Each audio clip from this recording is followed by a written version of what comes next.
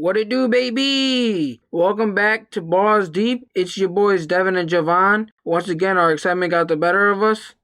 2 episodes, bitches. On these next episodes, we'll be talking about the NCAA allowing student athletes to get paid, episodes 5 through 8 of The Last Dance Michael Jordan Bulls documentary, and the long awaited UFC 249. Tell them to bring me my money. Yeah! Hey, how's it going, guys? Welcome to episode 3 of Balls Deep with Devin and Jovan. To begin the episode, we'll be talking about the NCAA and how they're moving to allow students to profit off their name, image, and likeness beginning in 2021 and 2022. What were your thoughts about that? I think it's good for the college students, being able to make money off their names and likeness. The NCAA is not going to be the only ones being able to, reap the benefits of what the players are doing on the field, and the schools getting money off the players' names, and the players basically don't see any of it aside from maybe I don't know, like a food voucher or something like that. I mean, it seems a little bit more fair now. They're getting more value off their name, and depending on how big they are, how small they are, they're able to make money based off of that. So I think it's a good thing. Yeah, I agree. I mean, I feel like this was long overdue in a sense. Just now, the athletes under this new image rule, athletes can receive compensation for endorsements, social media, personal businesses, and appearances. So, like, if you just think about Zion Williamson or Johnny Manziel, for example, those were two big athletes in college for the past few years, you can say. And the NCAA was able to reap the benefits a lot for those players individually, and they didn't get to see any of it.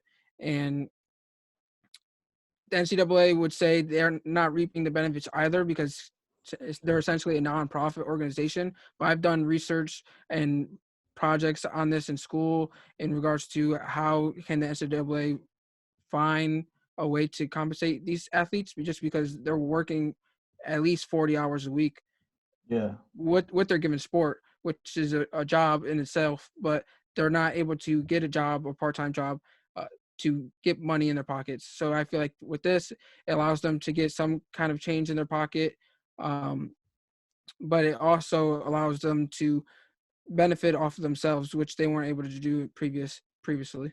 100%. And then when you talk about like a guy like Johnny Manziel, who kind of didn't transition well into the pro league, or a guy like even RG3 who did transition well but then got injured, they weren't able to like really benefit much from their name at the pro level. So it would have been good for them to be able to make some money off of their name and how big they were, both of them in college alone, making money off their name rather than not transitioning well to the pros or getting hurt really early on in the pros, and then kind of just not being able to make any money, and not being able to go through with what your plan was after college, and kind of having to change that up. Yeah, I agree. I mean, there's that in itself kind of rushed certain athletes' tenure in college. They kind of rush to get to the pros so they can compensate or get money for their families so they can support them.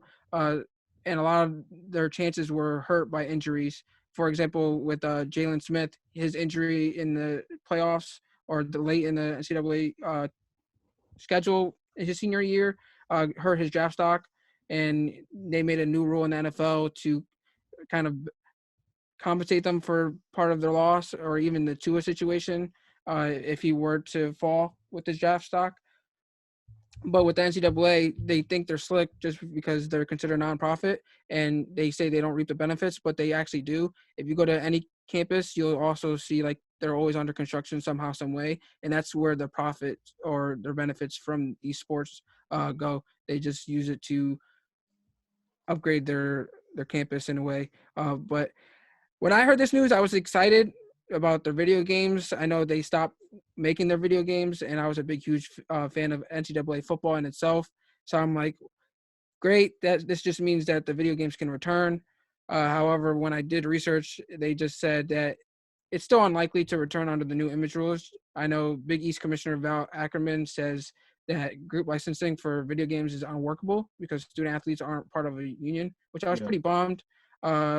Just because although EA Sports made both Madden and NCAA football, I always felt like NCAA football was the better game in itself. So I was really excited to hear that there was a chance of them coming back, but the fact that he turned us down, I was kind of bummed about it. Yeah.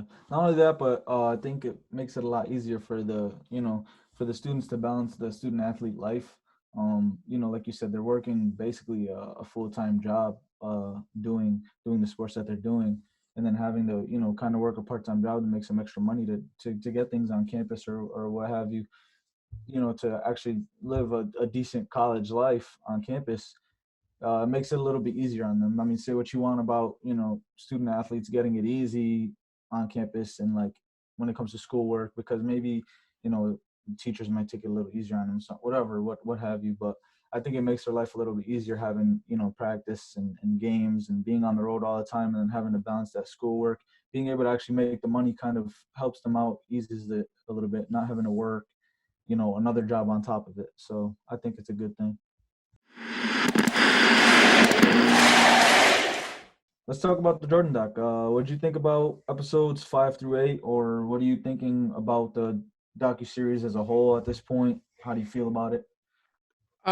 This week, or I should say last week's episodes of 5 and 6 were kind of tough to go through.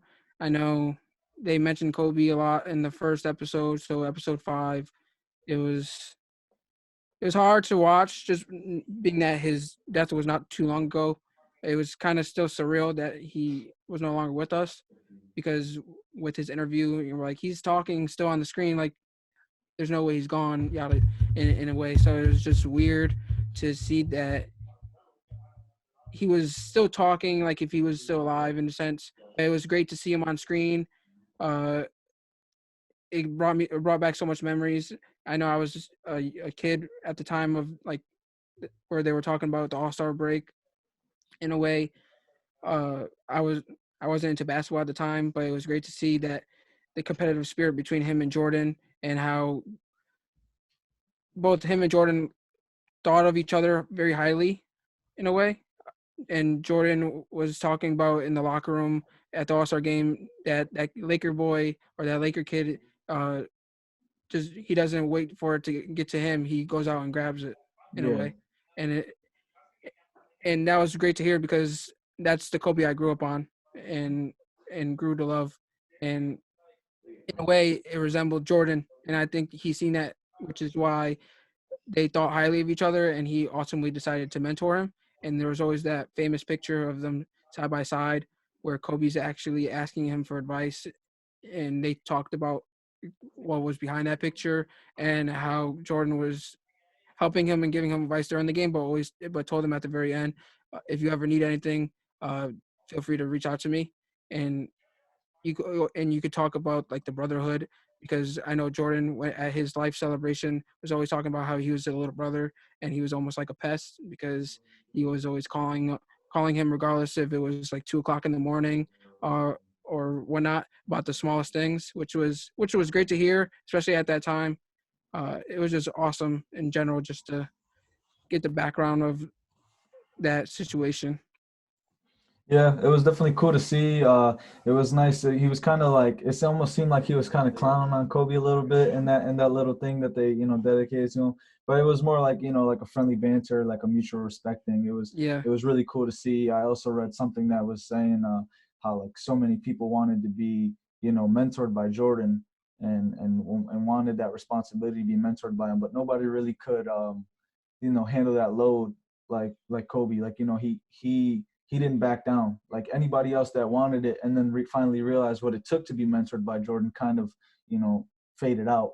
Whereas Kobe kind of like took that challenge head on. It was good to see that. It was nice that they dedicated that like first like 10 minutes of the episode to him.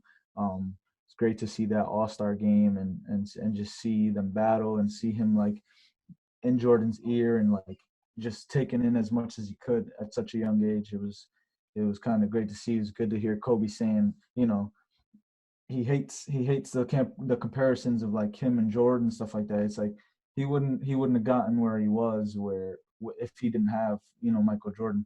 And it's kind of like it seems like a theme throughout this series. A lot of people are, which is good. A lot of these yeah, guys, all time greats, are giving credit where it's due to other all time greats.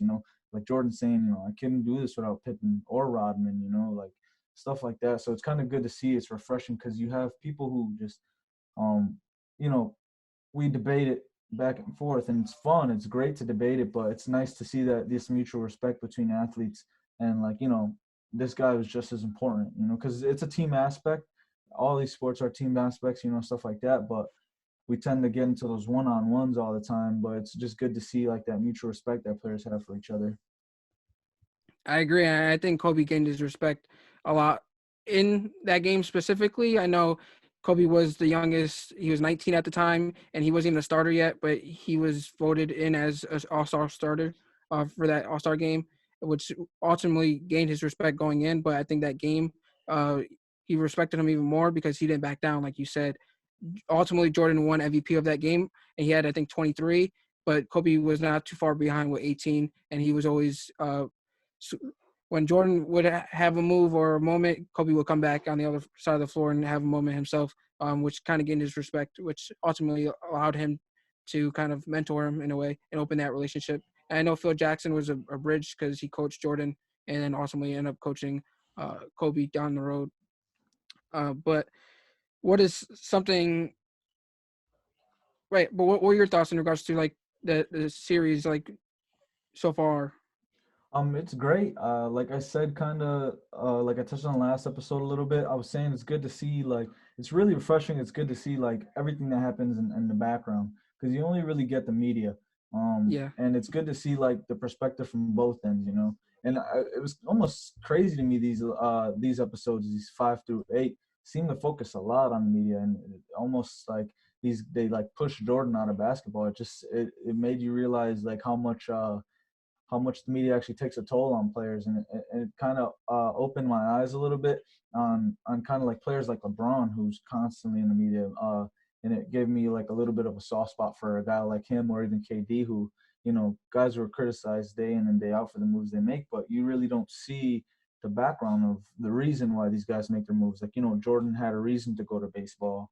It was for his dad.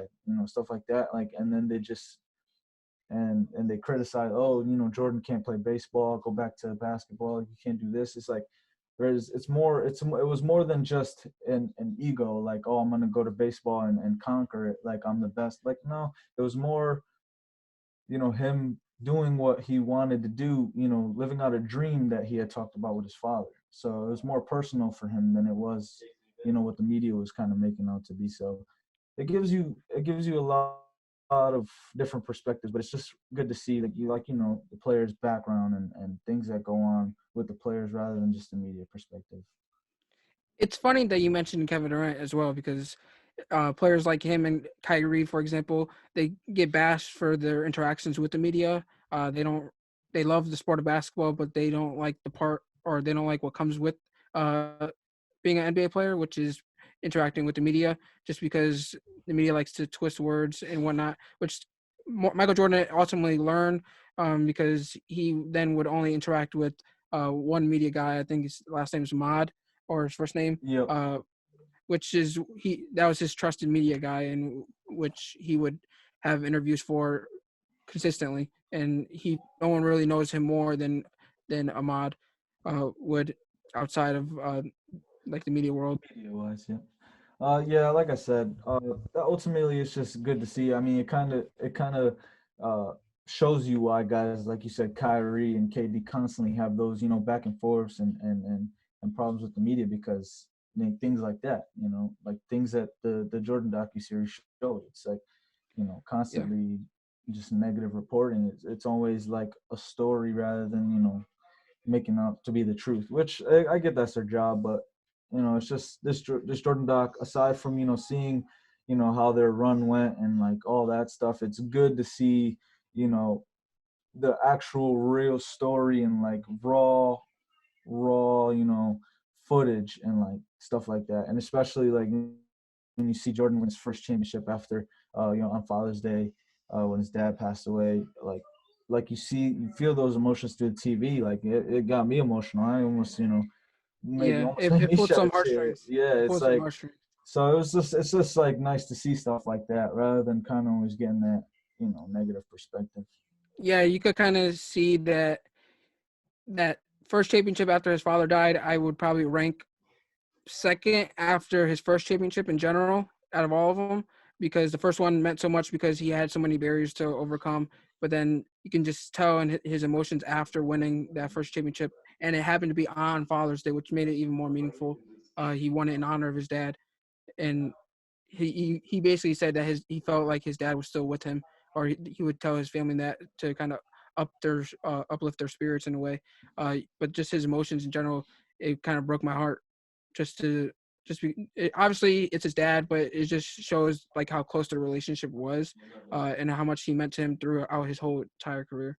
100% in his life in general. But Yeah. to touch a little bit on what you said with, you know, uh, it was kind of cool seeing like you said, it just seemed like the first two titles of each three-peat were like the toughest for him. Almost, it Yes. was like everything he went through with the Bad Boy Pistons, and then everything he went through with his dad. Prior to the second three-peat, like the other two in each three-peat almost seemed to come easy, but those were like the toughest ones. Like you said, dealing with the Pistons and all the uphill battles before the first three-peat, and then kind of coming back from baseball before the second three-peat, and like having to retrain his body and get back in the gym, and just obviously losing to the Magic, like But all of that. but ultimately for just finding his motivation, because Yeah, he had exactly. lost it from wanting to retire. He was fried mentally and physically. He was tired of the banter from the media about his gambling issues, and then 100%. just the fact that he lost his dad. He was just like fuck it, and he wanted to follow the dreams of his dad, which was go play baseball. It was just a matter of finding the motivation and then having to retrain his body, like you said, for transitioning from baseball to basketball. Uh, to essentially overcome the Magic, because when he did come back for that half year, he met the Magic and he was still transitioning and trying to uh, overcome those barriers in a way, Yeah, in terms of was conditioning. yeah, and he wasn't in basketball shape, and they still almost ended up winning that series. So you Yeah. know, But if I had to say, I'd probably say episode 5 was my absolute favorite yep, of the series so far, and I'm not saying that just because Obi was in it. It was just because it was so jam packed with so much information, and I feel like I was glued to my TV from beginning to end, like no tomorrow. Like I'm like that for each and every episode, but it's just like I feel like if I took my eyes off the screen, I was gonna miss so much. Like they talked about Kobe and the All Star game, their relationship. They talked about the sneaker history and how he originally wanted to sign with Adidas, and and if it wasn't Adidas, he wanted to go to Converse, who was sponsoring the NBA at the time. But Adidas said that they were going through some financial struggles at the time, so they couldn't give him a signature shoe. Converse said he would never be, or they would never prioritize him over Larry Bird or Magic Johnson. And he didn't even want to take the meeting for Nike at that, but his mom kind of forced him to go. And after he left, his dad was like, "You'd be stupid not to take this deal." Like they offered him a deal more than what they were expecting going in, but when offering the deal, Nike was honestly hoping that MJ's sneaker sales would total 3 million over the 4-year span of his deal.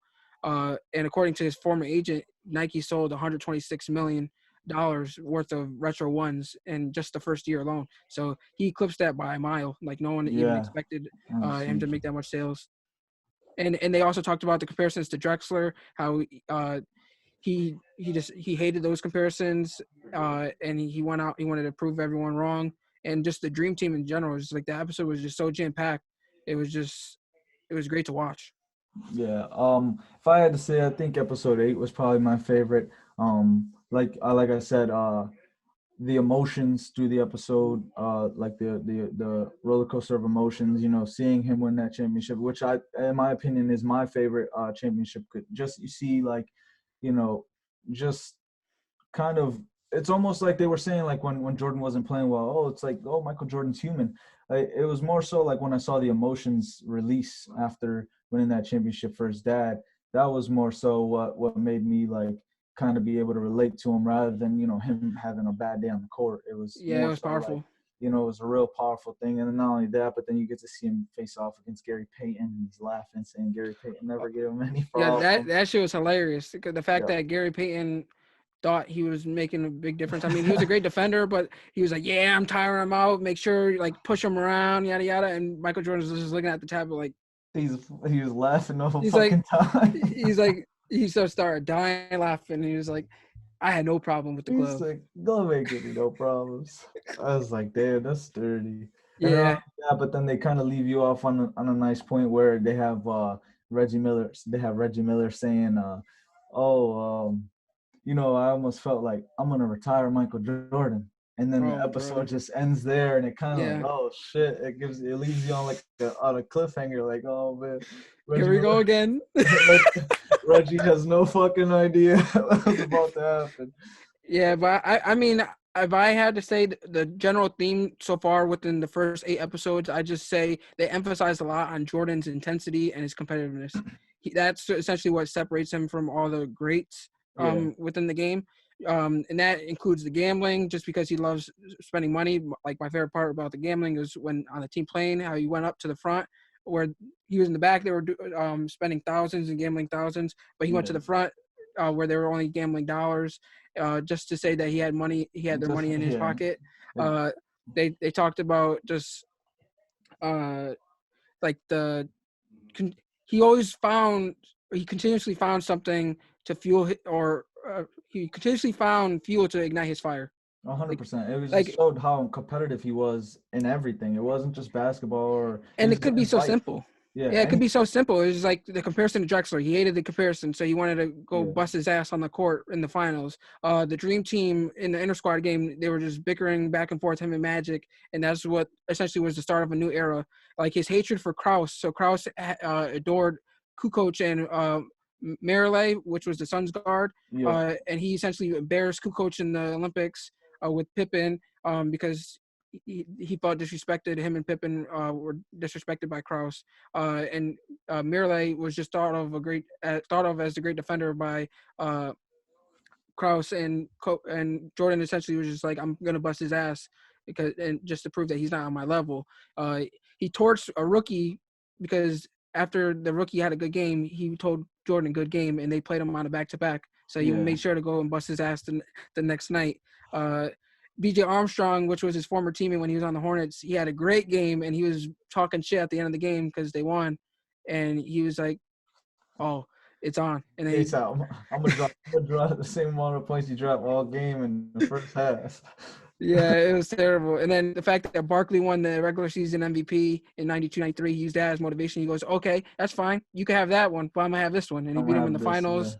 And Even just the coin game alone that he's playing with the arena staff. I don't even understand what yeah, they were trying to do, but yeah, he I was don't know what they're doing. getting competitive with that. Like anything he did in life, he was just trying to The beat. security guard had me laughing too when he put the shrug on him. That was funny. That was funny. But even talking about like when he was on the Space Jam, when he was recording Space Jam, like he made sure that they had a facility for him to practice and train to get in shape. But then not only that, he invited players, the top NBA talent, to scrimmage. And Yeah, what he would do is he was using that time to scout those players and their tendencies, which is crazy to just think about. And then like his tough love for his teammates caused his teammates to despise him and be fearful of him. Like there was points like BJ Armstrong wouldn't even say that he was a nice guy, which was yeah, crazy. And then like just talking about the altercation with Steve Kerr, like he punched Steve Kerr in the face and it had nothing to do with Steve Kerr. It was more just to do with Phil Jackson taking it easy on the guys, and he was trying to be tough. And then the fact that George Karl ignored him in a restaurant, he was like, "All right, game on. I'm a bust your team's ass from here on out." And that's when the Gary Payton situation happened, which was hilarious. It's just like he just found any little thing to motivate him, which was crazy because like you think someone of his stature, there's really nothing more he can really do. yeah. But he just outworked you. That was his main goal, just to outwork you. And like he said, his teammates, you could call him a mean guy or whatever, but he never asked anything of his teammates that he didn't do himself. And that's something that he said in the thing. So um, there's nothing you can really say about that. Nothing bad you can say about a guy like that. I mean, you can say all you want. You could say he pushed you too hard or whatever, but everything he was preaching, I mean, he was practicing it, every day. So Yeah, and I mean they talked about even the time that he was gone when he went to baseball, and they had a really great year the first year, and then this and whatnot. But it's just crazy to hear that Pippen quit on his team, and like yeah, I didn't see that happen. Like he even said, like he was a different personality than Mike, and the team enjoyed it. It was more of a team game and whatnot. But when it came down to the playoffs, like Kukoc hit a lot of game-winning shots throughout the season. So when Phil was writing or drawing up a play to win the game, he wanted to put it in Kukoc's hands, and Pippen felt like he was the man. He want essentially in that situation, he wanted to be Jordan. But Yep. what irked me the most, Yeah. he says now, like 20 years later, that he wouldn't change anything. He would still do the same thing. And that's what pisses me off.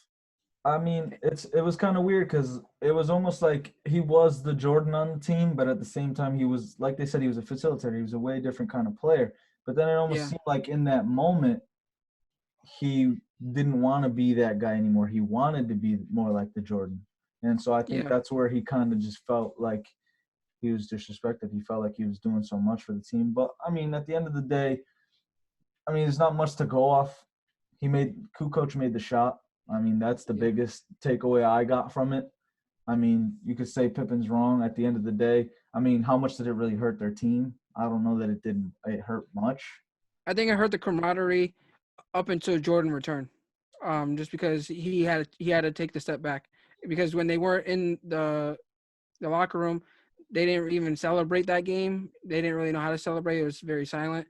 And so one of the players, I think I forget which one it was. It was the center.